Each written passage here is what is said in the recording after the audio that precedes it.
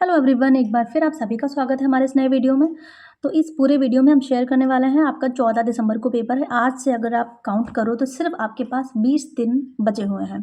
अब इन 20 दिन में यहाँ पे आज हम बात करेंगे कि आपको ईवीएस कैसे कवर करना है, क्योंकि आपको बाकी 5 सब्जेक्ट भी कवर करने हैं। तो हम बात करेंगे ईवीएस का जो पोर्शन होता है, जो एनसीईआरटी बेस्ड जो 15 क्वेश्चन आते हैं उसको हम कैसे कवर करेंगे, और जो पेडागोजी आती है उसके साथ में हम कैसे डील करेंगे, कैसे उनको समझेंगे, ठीक है, कैसे हम वहाँ अच्छा स्कोर कर पाएंगे। तो यहाँ पे हम एक बुक भी शेयर करेंगे आपसे। और जैसा कि मैं अपनी बात करूँ तो मैंने बुक ली थी ये वाली, और मैंने क्या किया था, कक्षा 3, 4, 5 का मैंने एनसीईआरटी कर लिया था। मैंने मैथ्स का किया था और ईवीएस का किया था। तो ये देखो, सिर्फ इतना एनसीईआरटी है कक्षा 3, 4, 5 का, ये है और ये पेज है, बस इतना है। मतलब अगर आप बैठ जाओ ना, मुझे लग रहा है मैंने 2 दिन में पूरा, वो भी 2 दिन में क्या, एक ही दिन में पूरा बैठ के अच्छे से एनसीईआरटी कवर कर सकते हैं हम। जो भी मेन नोट्स लग रहे हैं वो लिख सकते हैं।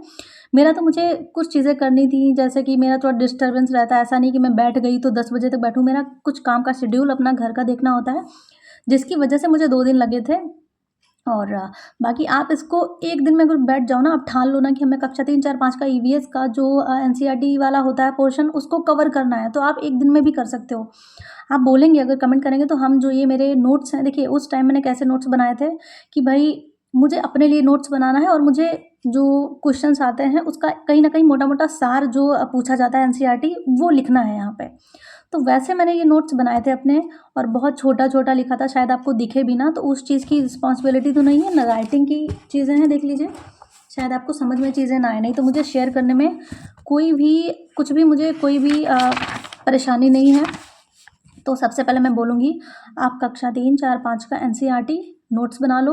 एक पेज में पूरा बन जाएगा, जैसे ये मेरा पूरा पेज है ना, आपका भी पूरा बन जाएगा। यहाँ से आपको लगेगा कि भाई काफ़ी जो सार होता है, जो चीज़ें होती हैं मोटी मोटी, जैसे कि एक हाथी से रिलेटेड प्रश्न आते हैं, और बाघ से रिलेटेड प्रश्न आते हैं, खेजड़ी का जो पौधा होता है उससे रिलेटेड प्रश्न आते हैं, और कौन सी बोली है, जैसे कि मलयालम है, कोंकणी है, कन्नड़ भाषा, और ये जो चित्रकारी वगैरह होती है, मधुबनी, ठीक है, और कौन सी सब्जी, जैसे आपको पता है एनसीईआरटी की बात कर रहे हैं तो वहाँ पे सिर्फ 4 ही सब्जियों का जिक्र है। एक कचनार के फूलों की सब्जी, एक सहजन के फूलों की सब्जी, एक केले की फूलों की सब्जी, और इत्र वगैरह, ठीक है। तो ये चीज़ें सिर्फ हमें इतनी ही पढ़नी है, यहीं से क्वेश्चन आएंगे, तो बाहर से कहीं से नहीं आएंगे, ठीक है। तो पेपर 1 के लिए आपको 1 to 5 पढ़नी है, 1, 2 में कुछ भी नहीं है। 3 से यहाँ पे आपका जो है ईवीएस स्टार्ट होता है। और जैसे चिड़ियों के घोंसले कहाँ बनते हैं, ठीक है, ये सारी चीज़ें मैंने यहाँ पे लिखी हैं। रेगिस्तानी ओक एक पेड़ है, बिहू जो त्यौहार होते हैं, पोचमपल्ली होता है, बिहू होता है, ये सारी चीज़ें। और जंगल अधिकार कानून ये कब आया, ठीक है, और पश्मीना शॉल वगैरह, और जो भूकंप आया था, ये सारी चीज़ें एनसीईआरटी में है, इसलिए यहाँ पे नोट करी गई हैं, ठीक है। अब ये नहीं हम बोल सकते हैं कि कहीं अलग से क्वेश्चंस आ जाएंगे, तो ये सीटेड है, यहाँ पे अगर लिखा है कि एनसीईआरटी से आना है तो एनसीईआरटी से ही आएगा। बाकी अलबरनी से क्वेश्चन आते हैं, भाई अलबरनी से क्वेश्चन आएगा। अब आप जब तक ये नहीं देखोगे, जैसे मुझे लगा अलबरनी से क्वेश्चन आएगा तो मैंने भाई उसको अच्छे से पढ़ लिया, जो भी एनसीईआरटी में चीज़ें दी हुई हैं, लेकिन उन्होंने कुआं वाला सारा कुछ आप देखेंगे यहाँ पे, 1000 साल पहले ये आया था, उज्बेकिस्तान से आया था। तो मेन चीज़ें मैंने लिखी हैं कि भाई अगर कोई प्रश्न आ जाए तो मेरे माइंड में चीज़ें हो कि 1000 साल पहले ये आए थे, और ये कहाँ से आए थे, उज्बेकिस्तान से आए थे। इन्होंने क्या किया था, इन्होंने यहाँ पे जब तालाब देखे ना तो इनको एक अजीब सा लगा कि भाई ये क्या चीज़ इन्होंने देख ली, तो इन्होंने इस चीज़ पे लिखा था। तो मेन आपको पता होगा कि भाई इनका ये है, फिर कैसा भी घुमा फिरा के क्वेश्चन पूछते आप इजीली उसको कर लोगे। तो ये सारी चीज़ें यहाँ पे मैंने करी थी। जैसे मलेरिया की दवाई किसने बनाई, क्या क्या किया, तो वो पूरी इतनी आपको लंबी सी स्टोरी मिलेगी, उसको जब आप पूरा पढ़ोगे तो आपको चीज़ें समझ में आएंगी, और पता चल जाएगा कि भाई इसमें से क्या नोट डाउन करने वाला है। तो इस तरीके से मैंने जो है ये अपने नोट्स तैयार करे थे। और असम में क्या होता है, केरल में क्या होता है, तमिलनाडु में क्या होता है, कुछ भी आ सकता है कि बारिश, इनके जो घर होते हैं कहाँ बने होते हैं, इनकी छतें कैसी होती हैं, इस टाइप से यहाँ पे क्वेश्चंस आते हैं। और जैसे किस्म होती है, बोरा चावल की किस्म होती है, या फिर केला कहाँ ज़्यादा उगता है, छोटा केला कहाँ होता है, इस तरह से क्वेश्चंस आपकी एनसीईआरटी से सीटेट में पूछ लिए जाते हैं। और बाकी अगर हम बात करें पेडागोजी की, तो आपको पता है पेडागोजी में जो थीम होती है, राष्ट्रीय पाठचर्या रूपरेखा 2005 के अनुसार आपकी 6 थीमें हैं, वही 6 थीमों पर घुमा फिरा के प्रश्न आते रहते हैं। जैसे कि अगर मैं बुक शेयर करूं, तो जैसे कि मैंने बहुत बार बुक ये शेयर करी है, और इस बुक को शेयर करने का मेरा एक जो मेन मकसद है वो यही रहता है कि जैसे ही मैंने इस बुक को पढ़ा था, मुझे लगा था भाई वाह क्या बुक है। मतलब आपको इसमें पूरा पेडागोजी मिल जाएगा, उससे बाहर कुछ नहीं जाएगा, उससे बाहर यकीन मानो कुछ भी नहीं जाएगा।